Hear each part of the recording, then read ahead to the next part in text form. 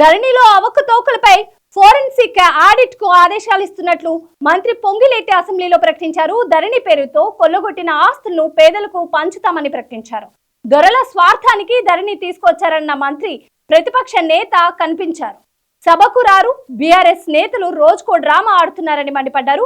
కేసీఆర్ రాష్ట్రానికి కాపలా కుక్కలా లేరు, వేట కుక్కలా రాష్ట్రాన్ని దోచుకున్నారని పొంగిలేటి ఆరోపించారు. ఏ అరాచకం చేశారో ఈ తెలంగాణ ప్రజలు భవిష్యత్తులో ఆ దొరల్ని ఈ రాష్ట్రంలో ఉండనీరు అని ఏకైక భయమతో ఈ చట్టాన్ని, ఒక మహా అద్భుతమైన చట్టాన్ని అప్రూవ్ చేయకుండా, ఈ సభలో అప్రూవ్ చేయకుండా ఉండే విధంగానే ఆ అరాచకం జరిగిందని యావత్ తెలంగాణ ప్రజలు కూడా ప్రత్యక్షంగా చూశారు. అధ్యక్ష, ఇక బీజేపీ పక్ష నాయకులు మహేశ్వర్ రెడ్డి గారు మొత్తం ఈ 22 క్లాజుల్లో మహేశ్వర్ రెడ్డి గారు కొన్ని క్లాజులు సవరణ చేయాలి అని చెప్పారు.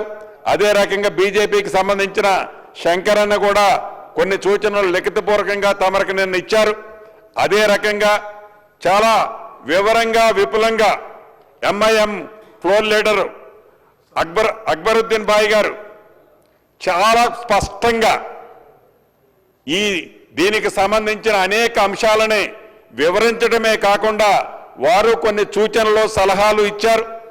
అదే రకంగా సిపిఐ నాయకులు కొన్ని నిమిషాల్లో ఈ చట్టాన్ని ఆమోదించబోతున్నందుకు నిజంగా నాకు చాలా ఆనంద బాష్పాలు వస్తున్నాయి. అధ్యక్ష, అంటే నాకు తెలిసి రాష్ట్రము ఉమ్మడి ఆంధ్రప్రదేశ్లో కానివ్వండి, తెలంగాణ రాష్ట్రం ఏర్పడిన తర్వాత ఒక్కసారి 2020 చట్టం తప్ప నాకు తెలిసి ఇదే సభలో నేను మూడో వాడిని అనుకుంటా.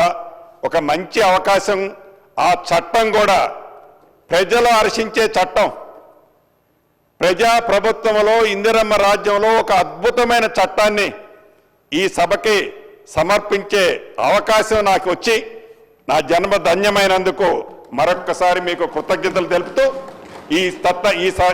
ఈ బిల్లును ఆమోదించవలసిందిగా కోరుతున్నాను. అధ్యక్ష,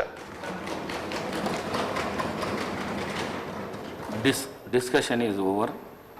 The question is that the Telangana Bhubharati Record of Rights in Land Bill 2024 to be taken into consideration. Those who are for the motion, please say ayes. Those who are against, please say no.